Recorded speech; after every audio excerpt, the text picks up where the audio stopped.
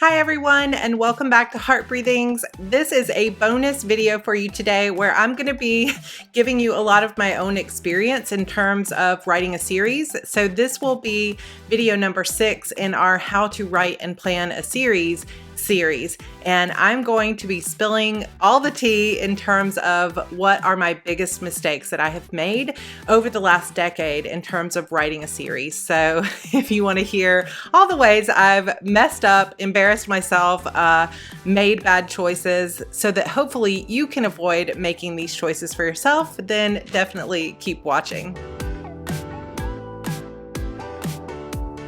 So in all honesty, I kind of hate to use the word mistakes because I'm really proud of where I am right now in my career. I may not have always made the most directly beneficial to my career decisions, but at the same time, every single choice that I've made, every twist and turn of this career so far has really led me to where I am right now. And it's also taught me so much along the way. So I hate to think of it as like, oh man, I have this big regret, or I made these huge mistakes and I'm really disappointed in myself, because that is not how I feel at all. Every single wrong choice I have made has led me to understand the industry better, to see where I can improve and how I can make better decisions in the future. Now, as you navigate this career for yourself, as an indie published author, you don't have a big marketing team or a publisher or an editor at a big house that is telling you this is where you should go, this is how we're going to take your series, because you are the author, but you are also the publisher. So you get to decide what direction your series goes in. So if you're traditionally published, you will get a little bit more guidance, potentially so much guidance that they take control of your series. But when you're indie publishing like I am, you get all of the decisions. And there are a lot of benefits to this, but there are also a lot of pressures that come along with it. So today I'm going to list my top 5 worst mistakes that I've made. Oh my gosh, you guys. The baby is asleep for a nap and my husband was just outside the glass window doors making faces and stuff at me, and oh my gosh, I really do love this life. So even despite the mistakes that I've made, I have really been able to build a life that I truly love. So that just kind of illustrates the point that I was just about to make, which is that as you make these choices, you are going to be in the moment feeling like, oh my gosh, I could go this way, or this way. And unless you have some kind of crystal ball or some other type of divination or future prediction, you won't know exactly what the perfect decision is. You will have advice from potentially more people than you should be listening to. There will be people out there that will say, this is the only way to do it. The only people who are successful are the ones who do it this way. And if you don't do it this way, you're never going to succeed. Or you're going to have friends that will say, oh, I think that's a really bad choice for you. But in the end, the only thing that you can do when you're navigating your career and you're making all these really difficult choices for yourself is, number one, learn the business. So gather information, listen to what other people are doing, but actually watch what's happening with your audience, your books, what really makes them sell better, what do your reviews and your fans come back and say they love most about your work, and really get to know the industry, just soak in it like you would a hot tub and get it into your pores and your veins and start to understand how this business works. And the only way you can do that is by getting into it and learning it as you go. And that's totally fine. You're not going to have all the answers. Number 2, besides knowing the industry, I truly and firmly believe that instead of always listening to everybody else, especially people who tell you this is the only way forward, because those people are wrong. There is no only way in indie publishing. There's not even always a best way.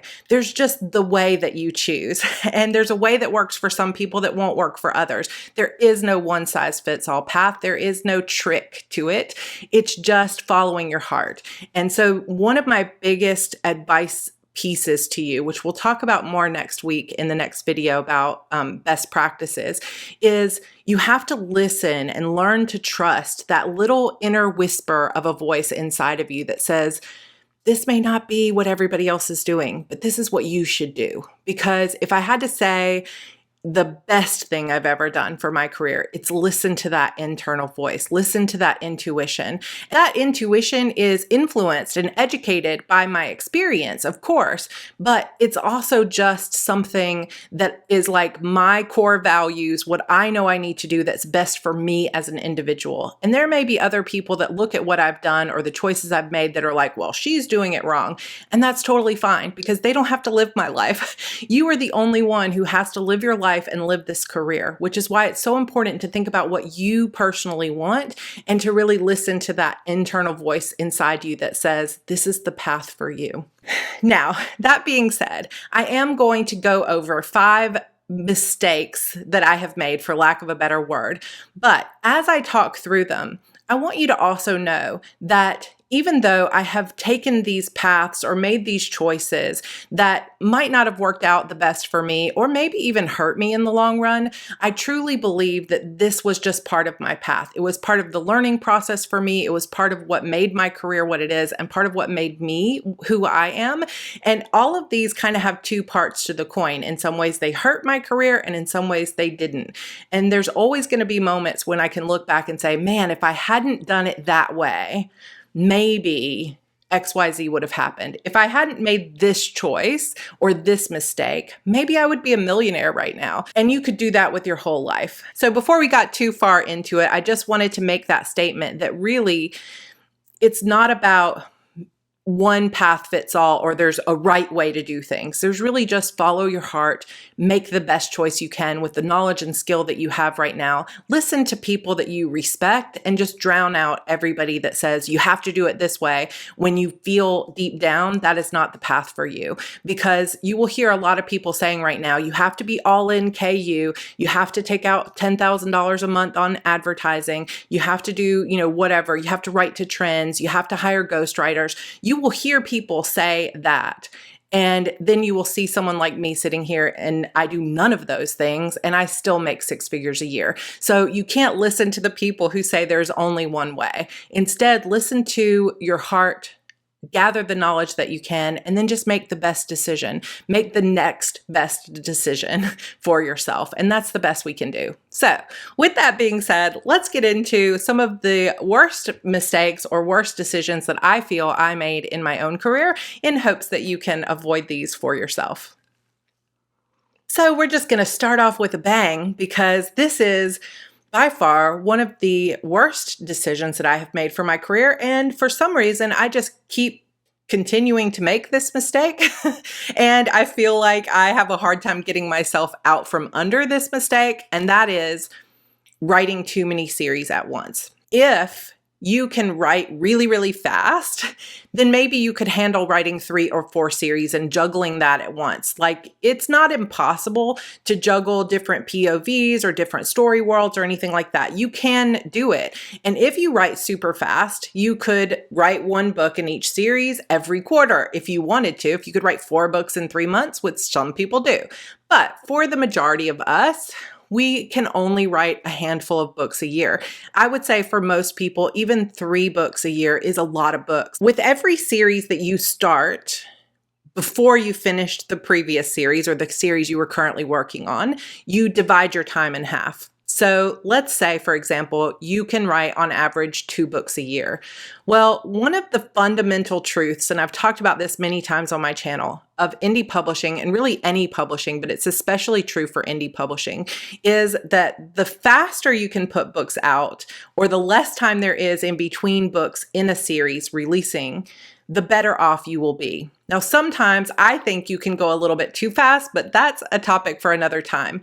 But if you take 6 months to a year between books in a series, you will lose readers. Absolutely. It's even getting, with so many people writing, 14, 15 books a year, I would say some readers are getting to expect that you're going to have a new release every couple of months, which is impossible for most of us, but it is just a part of the demand of our current culture of book readers, especially if you're in KU. If you can write 2 books a year, at best, you're looking at 6 months apart between series book releases.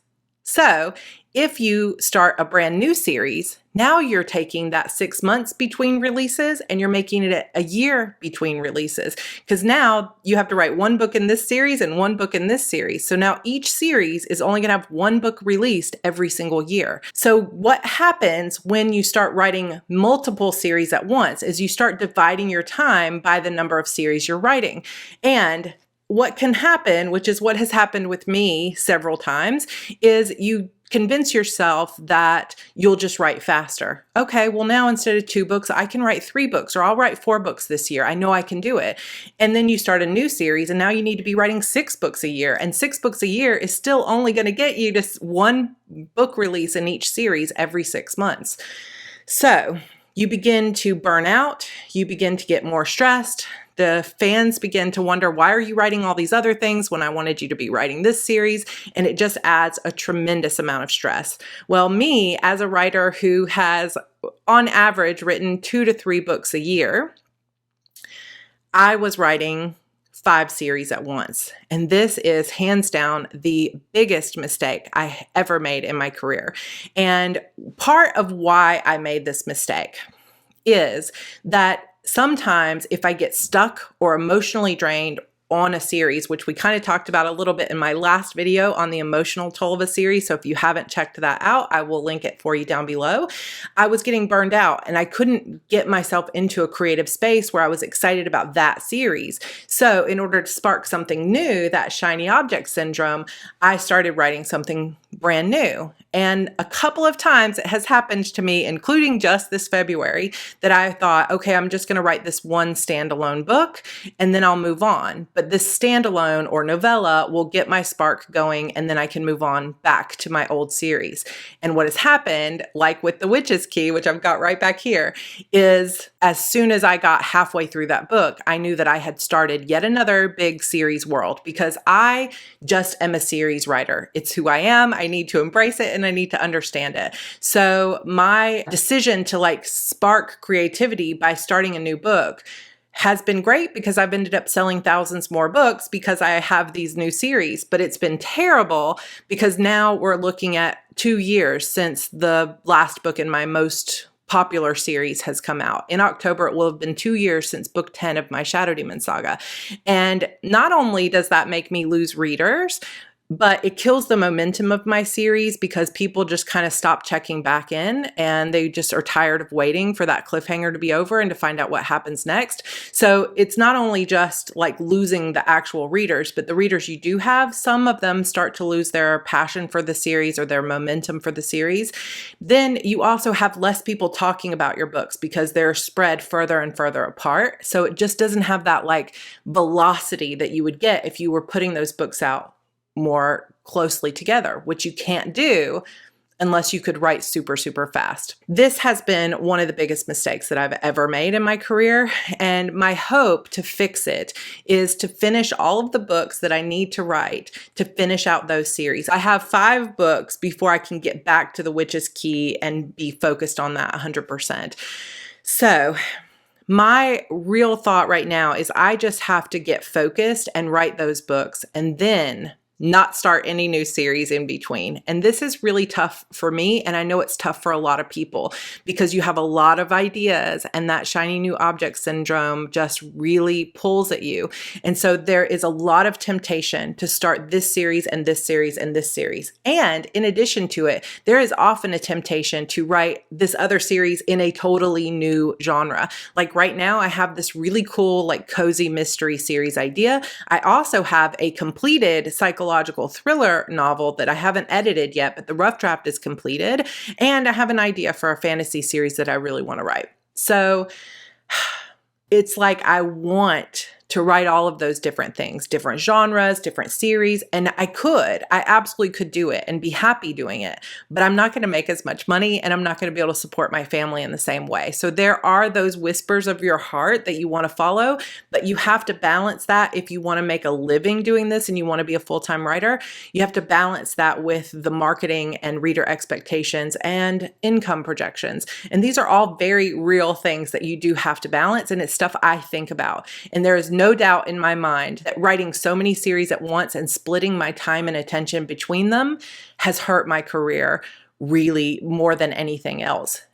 Now, with that being said, I can't say that I regret any of this because I have loved all of those books that I have written, and they needed to be written. They needed to come out of me, and I made the best decision that I could. Like The Witch's Key, I didn't mean to start a whole brand new series, but I knew when the pandemic started that I wanted to do something that would be fun for me, but also be a community building thing for fans that were stuck at home alone and really stressed out. So this was like a community service and something that I wanted to do and was passionate about. It didn't make me tens of thousands of dollars, but that's okay, because sometimes we make the choices that may not seem best from the outside or be best for our income or our fame level, but it's what feeds our soul. So it's always a balance, but I am not starting any new series until all of these series are completed. Please hold me to that because it is really, really tempting to start new series. I will talk about this some in my next video on best practices for marketing and selling a series, but just know right now, this was a big mistake I made to split my time between series. So the only reason I feel that it still worked out well for me and my income continued to still be six figures and more is because I didn't start a new series until I already had a best-selling series. If I had only a couple of books in that first Demon series and it hadn't been selling that great, and I started a new one and split my time before I really was making a good living on that first series, I wouldn't be here today. So biggest advice for you is stick to one series, one genre, one focus until you start making good money. Then when the good money comes in and the fan base is starting to get solid and they love your writing, then you can branch out to something else, but don't branch out to 5 or 6 something else, and don't jump to a lot of different genres if you want to make a living at this, because it is going to make everything harder. Biggest mistake number 2 plays right off the back of mistake number 1, which is taking too much time between releases in a series. Now you could say, oh, I can write 3 books a year. Okay. But if those, like when people say that you should rapid release or release books quickly back to back, they don't mean just any random books that you want to do. There is a strategy to self-publishing and to making money and marketing your books well. And if you are putting out 3 books a year and they're all 3 in different series or different genres, you will most likely struggle. And while I can tell you that there is no one path to fame, there are things that you can do that can really hurt you and things you can do that can help you. And as much as you may want to write all those different genres or all those different series, I highly recommend that you sit down and think realistically about how much you can write and stay sane and be taking care of your mental health, because that is a very important factor to this. How much can you actually write realistically in a year? And if you can write, say, 4 books in a year, then I would stick with 1, maybe 2 different series, but I would not go beyond that, because then you're going to get into the problem that I have had, which is too much time between series. So these two go hand in hand. Too much time between books in a series is its own problem and its own mistake within itself. So it deserved its own bullet point here. Like I said, my Shadow Demon Saga, this is my best-selling series. It has sold over 500,000 copies. I am 10 books into the main series. Then I also have a completed spin-off series. I have a couple standalone, like novella and a book involved in this world. And all told, there are over 1 million words written in this world. And I've been writing it for 1 full decade as of this summer. So, oh my gosh, coming up in October will be 1 decade since I first published Beautiful Demons, which is this book over here. You can see the poster. And yeah, I have sold over 500,000 copies of that series, which is awesome. But sometimes I do sit and think, if I hadn't taken so long between book releases in that series over the course of these 10 years, maybe it would have been 2 million copies sold or 3 million copies sold. And part of the mental health aspect of this career is being able to look back and say, I can't regret it. I did the best I could with what I had at the time. And what I had sometimes was a baby, a pregnancy, a miscarriage, a move, and other things. So you can't look back on it and just say, oh, I should have been writing faster. This, you're still a human being. You're not a robot. And so I try not to focus on that mistake. But What I did was when I first started publishing my Shadow Demon saga, it was called the Peachville High Demon series. And I wrote and published the first 6 books in that series within 2 years, a little over 2 years. So book 1 came out in October 2010, and book 6, which was the end of a character arc, the end of a story arc, like we've talked about in this series, it was the end of a series arc, came out in December of 2012. Book 5 came out in January of 2012, and book 6 came out in December of that same year. But that December release was by far my biggest release of all time. I almost launched into the Amazon Top 100. I sold thousands of books in a day, and it was extremely exciting. But I was a little bit burned out on that series. I was excited to try something else. I knew that that series would continue, that the story wasn't completely over, but I was also really anxious to try some new things. So this is sort of where we get into number 3 because all of these play together. But I decided to work on an old book and published something called Death's Awakening, which was a zombie book. Still has witches in it, but it was slightly different genre feel because it was post-apocalyptic. So not only did I move on to something else, I moved on to something else that was slightly different. Then I also moved on to something else that year that was very different, which is my Fairhope series. So it was a new adult contemporary romance. And I had a story that I really wanted to tell. This is one of those things that was like the whispers of your heart, and I had to listen to it. So I had this book I really wanted to tell. And this became The Trouble with Goodbye, which is not exactly autobiographical, but it is very similar to my own experience. I wrote that book. Totally different genre, completely different POV tense. Everything was totally different.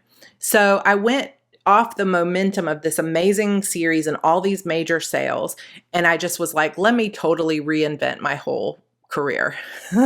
Probably not the best decision, but we'll get to that mistake in a moment. I did not publish another book in that series until a standalone thing in 2013. And then finally, a couple of years later, I released book 7 in that series. So 2 years between releases. And then again, book 8 took a long time. Book 9 took a long time. 9 and 10 both came out in 2018. However, here we are, and in October, November of 2020, it will have been 2 years since book 10. So all of those delays, 2 years between books, a year between books, have hurt me enormously. I have lost thousands of readers along the way because they lost interest, they didn't stick around, they got tired of waiting, who knows what. I have also picked up readers along the way, but I really lost a lot of momentum with so much time in between series books. And it's not just that one series, because like I mentioned in mistake number 1, I had multiple series going. So I'm currently working on book 3 of my Eternal Sorrow series, and it has been since 2016 that the last book came out. So we're looking at 4 years since the previous release. As an indie author, this is just a huge no-no. Fans will wait because they love you, but a lot of fans will just get angry and leave.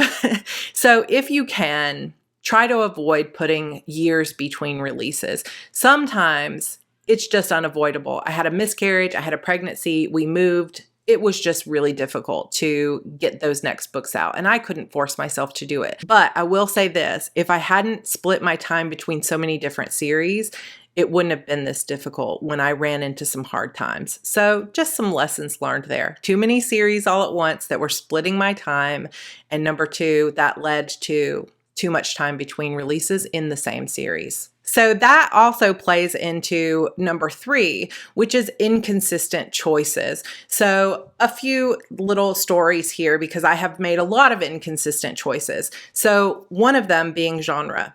I started out young adult witchy books, and then when I finished that series arc with book 6, I went on to publish a contemporary romance with an older heroine, so a heroine in her 20s. I hate to call it a mistake because I really poured my heart into those Fairhope books, particularly the first book, but in terms of the recommendation engine and things like that at Amazon and the marketing of the books, it is generally considered a mistake to switch genres so drastically and use the same pen name and use the, be marketing it to the same readers. So we'll talk about that in my Publish and Thrive course if you want to come join us. You can also check out David Gaughran's work. I'll link a blog post he has below about the recommendation engines and why you shouldn't be publishing in multiple genres if you're interested in reading that. However, this series also was a big success. I have sold over 150,000 copies of my Fairhope series too. So even though it was a different genre, it still worked for me. But some of the inconsistencies there are the fact that the first 3 books are all female point of view. When I got to book 4, I realized I wanted to tell the male point of view in this romance as well, because the hero in that story in book 4, it's called The Fear of Letting Go. His name is Preston Wright, and he's the twin brother of the heroine in book 2, Penny. And he had appeared throughout the story right from book 1. And I knew people really loved him as a character and they wanted to get to know him better. So I was like, this story has to be told from both points of view. So that's an inconsistency. Fairhope series has 6 books in it. The first 3 are the heroine's POV only.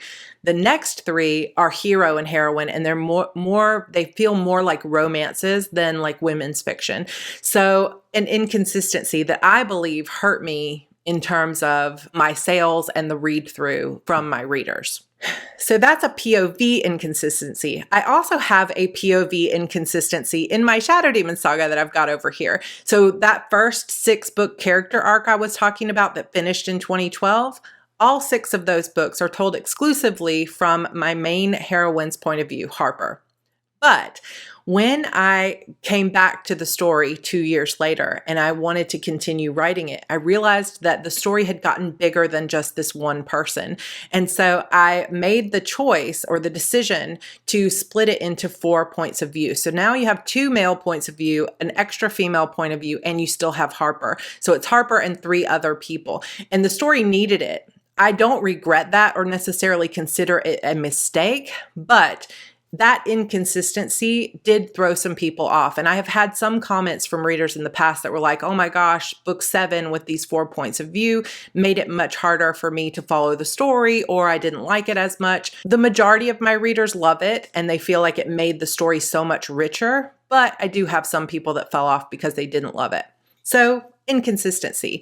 One of the biggest inconsistencies that I feel hurt me, so this is just from my own personal choice, is a releasing strategy inconsistency. So my book, Sacrifice Me, I told as a serial, and I am going to do, by popular request, a full video on the difference between a series and a serial, because I do have experience with both, so stay tuned for that in a couple of weeks. But my book, Sacrifice Me, was told as a serial, so it has 6 episodes in it, and each episode is between, say, 17,000 and maybe 25,000 words, and each one is a piece of the story. So this was one of those books that I was burned out on my other series and was looking for something to write that would spark some imagination. And I had this idea and I had this vision of this moment in an alleyway. And I was like, oh my gosh, I want to write this story. So I sat down, I actually went to a hotel and I wrote the first episode, all 17,000 words in a day, in a single night.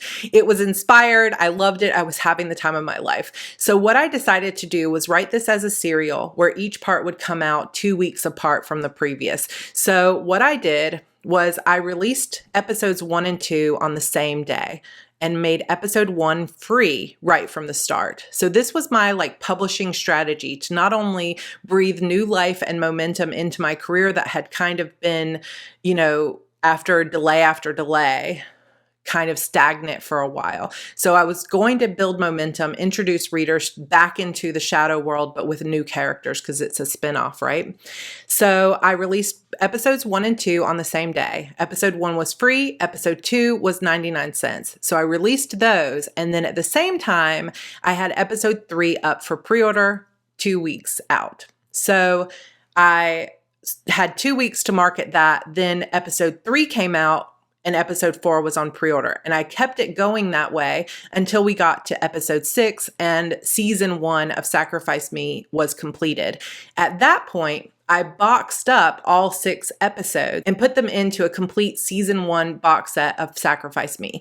I cannot remember if I put the box set up for pre-order ahead of time or if I just released it a couple weeks after the end, but it doesn't really matter. The thing that's important about this is that that release strategy did everything I hoped it would do. It gave me new momentum. It brought old readers back to my books. It got people excited. It got people talking about me. But because of the 99-cent releases, I wasn't making very much money.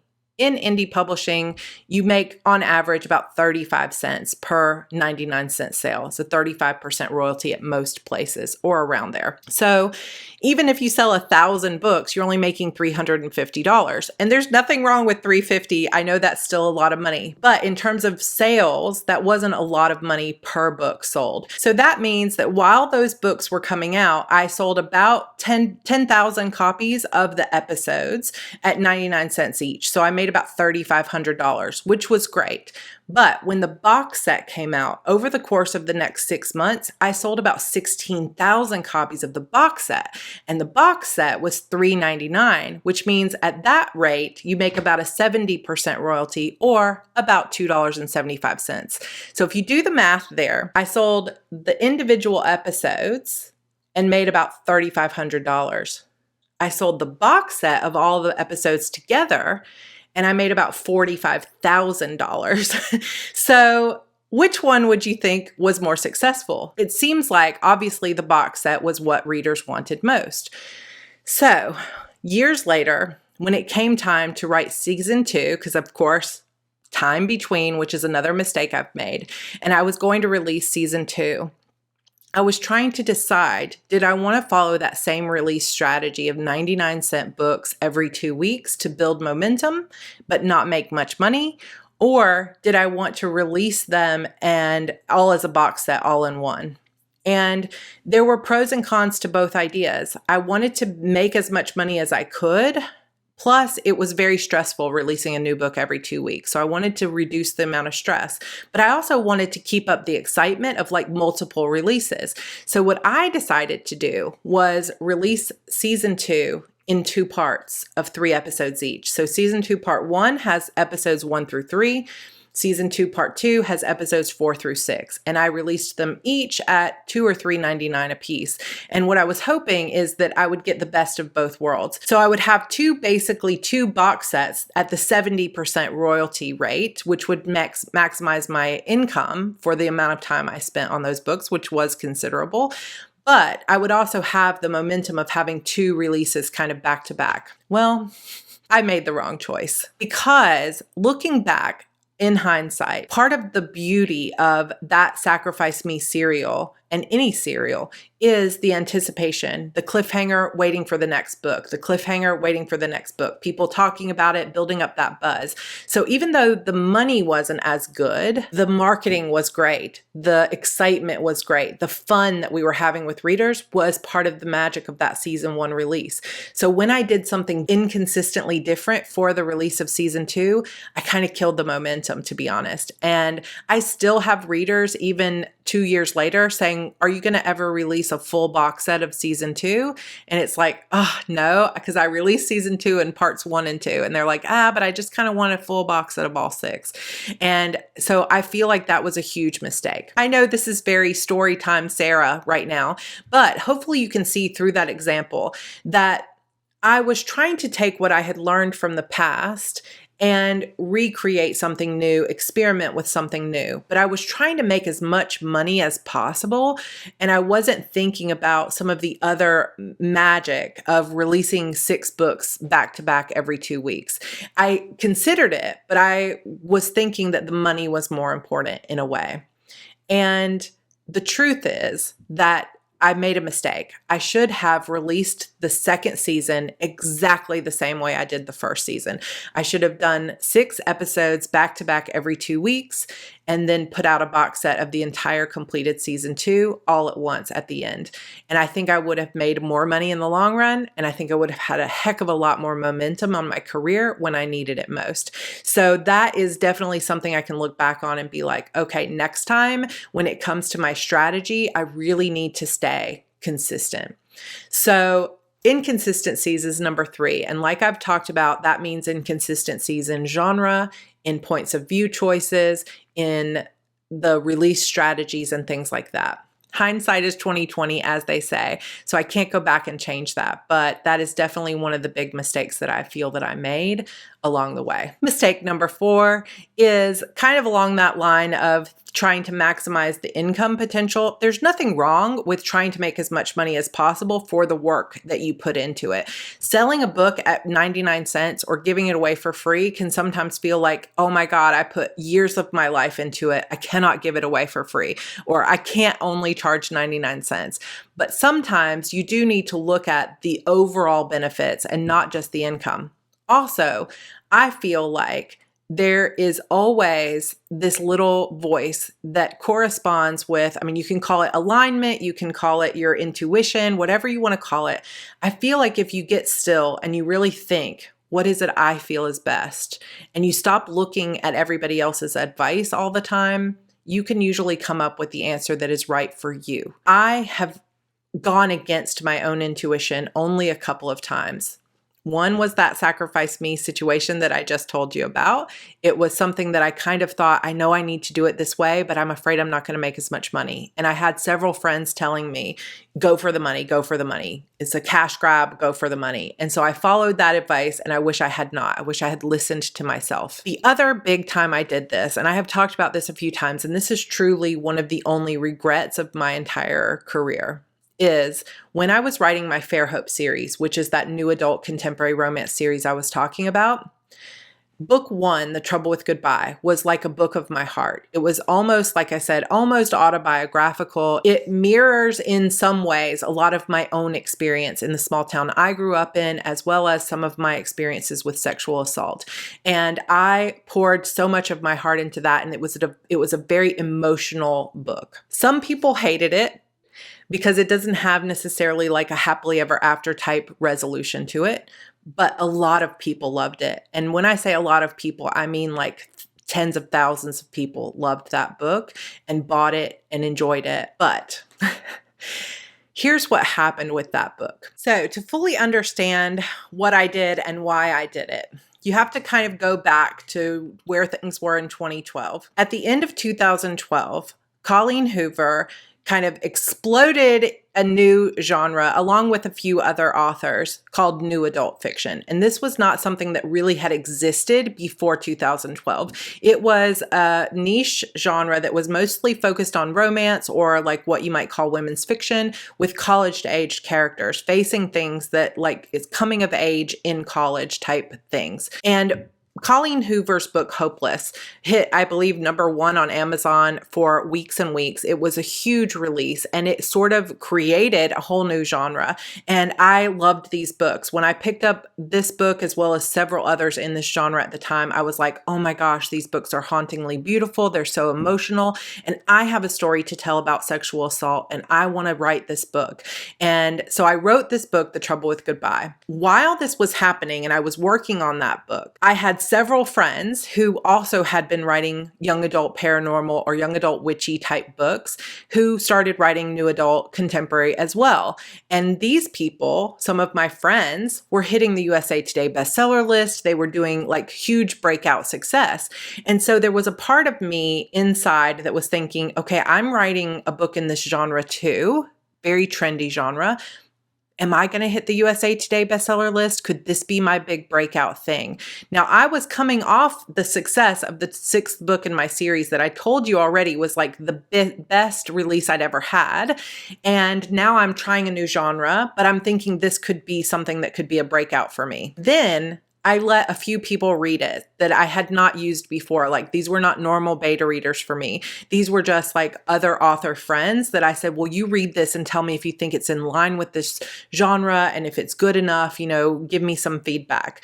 And everybody who read it before release came back and said, this book had me in tears. I loved it. You're going to hit the list with this. This is going to be your breakout book. And I let all of that put a lot of pressure, but also a lot of hope that this would be something that would be a breakout book for me, a huge success. Let's just say my ego got involved. I wanted to hit a list. I wanted to have that fame. I wanted to hit bigger.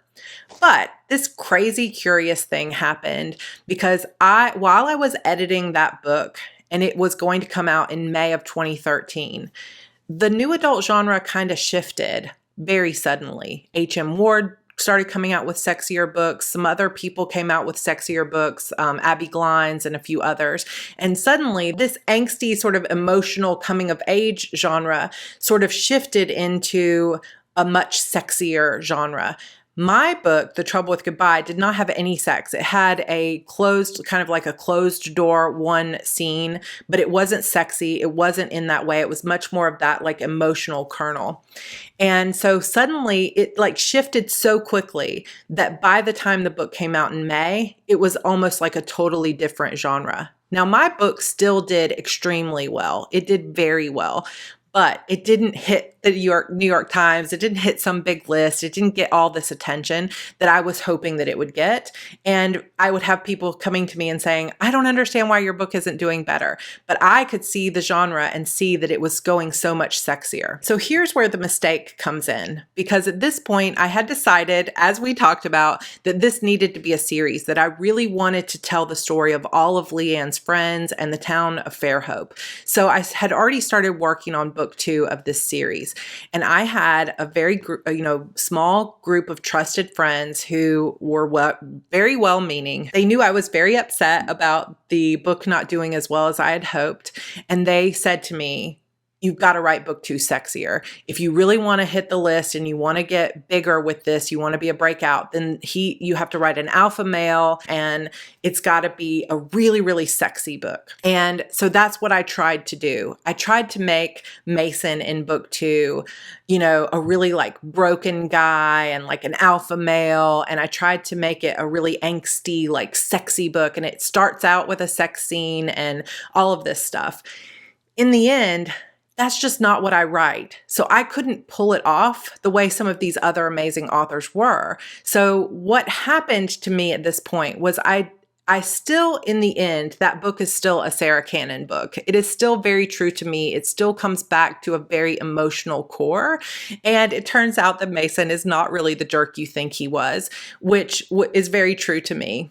But I know from experience and from looking back and talking to some fans that I had a large group of fans who loved book 1 and the emotion that I brought to that book. And when they picked up book 2, they wanted the same feeling. They wanted the same type of story. And instead, what they got was like a drunk girl on a party boat having sex with a guy in a room downstairs.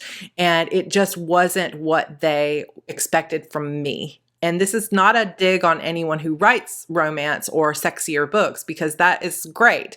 It's just that that was not true to me. I was not being true to my true core values as a writer or to my style or to what I'm best at. And I think that the numbers speak for themselves. I sold 36,000 copies of book 2 in that series in the first year that it was out, which means that so many people loved book 1 that 36,000 of them went on to buy book 2. Book 3 in the series, though, people were so disappointed with book 2 and the way I chose to write that book that I only sold 12,000 copies of book 3. Now, I know that 12,000 copies is still something to be proud of, but if you think about it, that means I had 24,000 or more people who were so disappointed and didn't like that book that they abandoned the series and didn't continue to read. And that is truly one of the only regrets that I have of my entire career. I didn't want to go and write something super sexy with a hero that was very alpha male. I didn't want to write a bully kind of guy who was mean to her. That was not like the kind of stuff I like to read and not the kind of stuff that I like to write. But I listened to everybody else, and I was listening to this fear inside of me that said, you're never going to be successful unless you go sexier. And if you write sexier, you'll be more successful. And so even though I didn't want to, I tried to do it. And that is truly one of the only and main regrets of my entire series, was chasing the trend instead of following my own heart. And who knows what might have happened to my Fairhope series if I had written that book the way I truly wanted to. And there have been times, I've talked about this before, that I've considered going back to rewrite that book.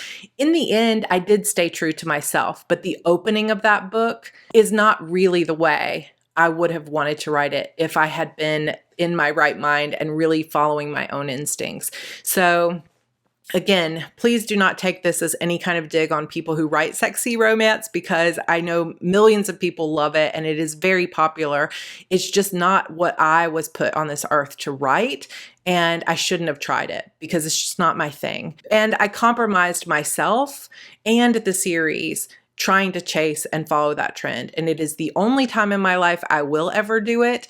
And the reason I don't go back and change that book is because it will forever serve as a reminder to me of what not to do. And I still think that's a good book. I still have fans that love that book, but I also know that some of my intentions when I was writing that book were not true to myself, and I will never forget that.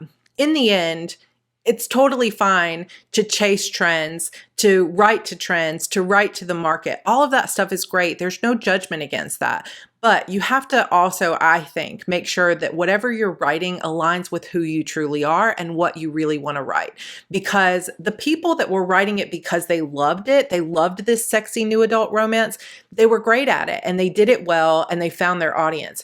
But me, someone who didn't really feel like writing that, didn't want to write that, I could never, it's like an imposter trying to pretend I could write that. And that's why I wasn't successful writing it. And I feel like in the end, one of the best things you can do for yourself is to write the books that you love, to write the books that you want to write. And if you happen to see a trend that you love and you want to write, go follow that, because the chances are you might be a huge success doing it. But don't follow a trend that you don't actually have an interest in or that you don't like just because you think it's going to make you a lot of money. Because even if it does make you some money, it's not going to fulfill you on a personal and spiritual level. And it won't, that money doesn't last forever and the fame doesn't last forever. And it's so much better to be true to yourself than to go running after trends that you don't have any interest in. So that's just my pure opinion and my own personal experience, but I would say that is one of my biggest mistakes and my worst regrets so far in this career. And finally, mistake number 5 is failing to capitalize on momentum when I have had it. So this all plays in with all the other 4 points that I've tried to make here for myself. Is when I saw that Shadow Demon Saga and I had that 6th book release and it was so successful, really the smart thing would have been to, if I was burned out, I should have written one book, like maybe just a standalone book, The Trouble with Goodbye, and not written that series, and then gotten right back to the series that had momentum. Or if I was burned out on that series, I should have written another series similar to it. Like The Witch's Key is very similar to my Shadow Demon Saga. So if I had come out with The Witch's Key right after book 6 of my Shadow Demon Saga, I would have capitalized on the momentum of that best-selling series. Similarly, when Sacrifice Me came out, and that was a big success in terms of that serial, and I was telling you I had all this momentum, the next thing I should have written was season 2 right away, right then.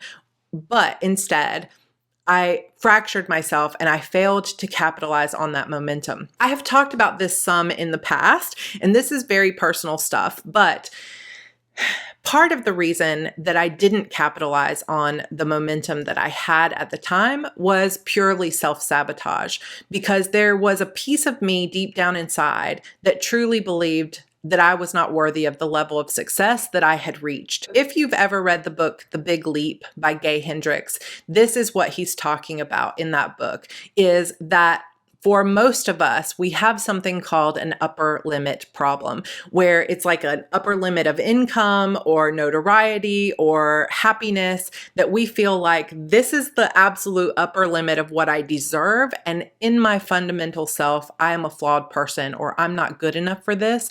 And so when we begin to approach that upper limit, we sabotage ourselves. I have learned in the years since I sabotaged myself the worst in about 2016, I have learned in the last few years that really it was a choice not to capitalize on that momentum, because I was scared, I was approaching that upper limit, and I had a lot of mental things that I needed to work on. I had a lot of spiritual and internal things that I needed to work on for myself, my own attitude, and my own mindset. This is why here on Heart Breathings and in my courses, I put so much emphasis on your mental health and really knowing what it is you want as an individual. Because sometimes, for a lot of us, you think, I want this type of life. But the truth is, even if you started to get close to that life, you might throw it all away because you're afraid, because you feel deep down that you're not worthy of it,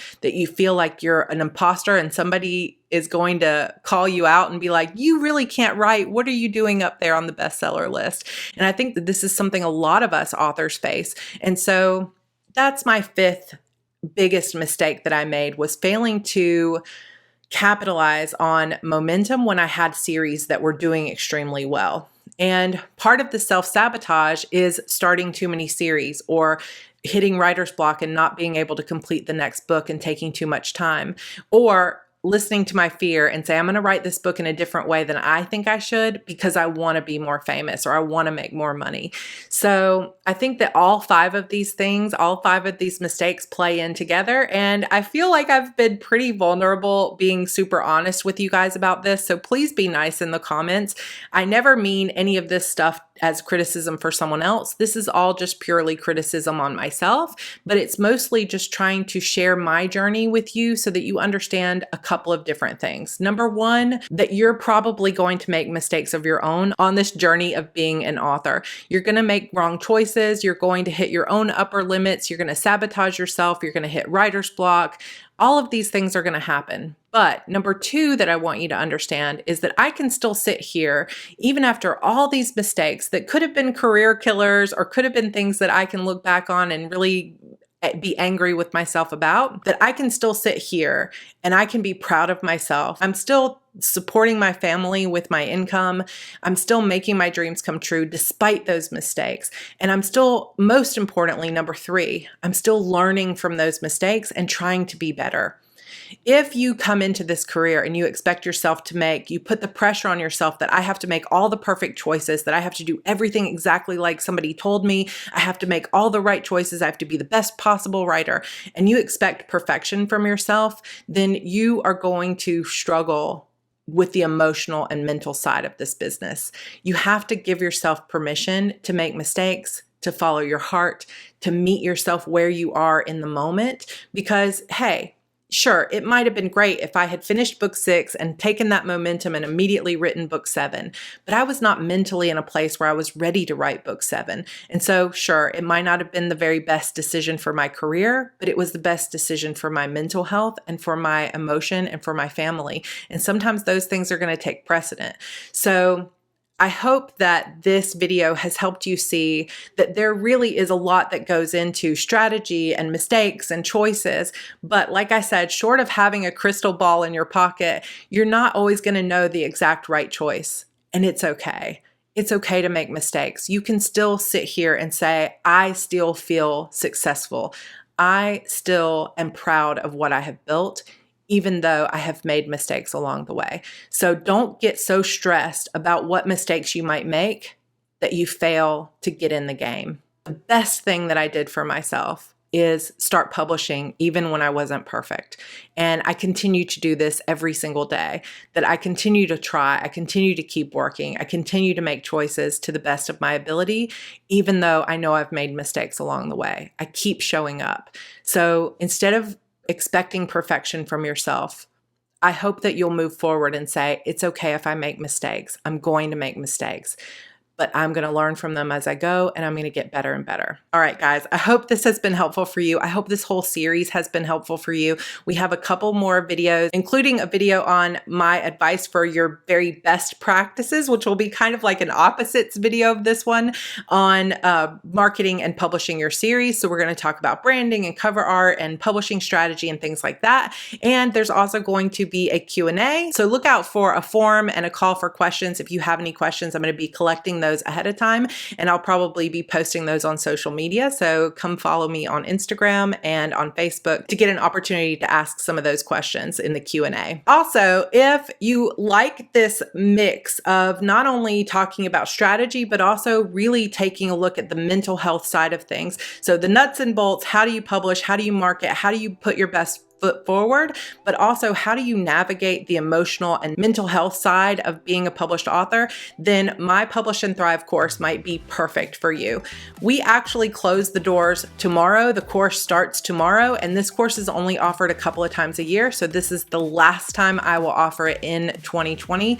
I hope that you'll come join me and an entire new class of students that will be starting tomorrow. It is a wonderful course. So if you're thinking of self-publishing, or you've already started self-publishing, but you just don't feel like you're seeing the results that you wanted, I promise this course can be valuable to you. I also have right now the Thriving Author course bundle, where you can get my Publish and Thrive course bundled with my HB90 Bootcamp, which is a productivity course for authors that will start in September. So you'll do Publish and Thrive for the next 5 weeks, and then week 6 will be my HB90 course, and you can save almost $100 on that class if you sign up for both of them now. So I'll have links to both of those things for you down below.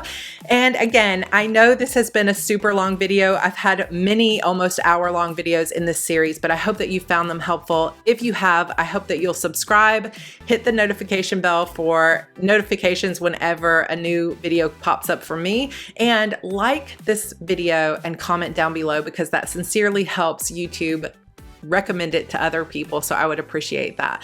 All right, you guys, that's all I have. Please don't judge me too harshly for these mistakes. I'm sure that I will make many more on the road to success. But in the end, I am proud of where I am as an author, and I am hopeful that hearing my mistakes will help you avoid them and make the right decisions for you and for your career. All right, you guys, I love you. I appreciate you so much. And I will see you hopefully in my Publish and Thrive course starting tomorrow. But if not, I will see you in my next video. Bye.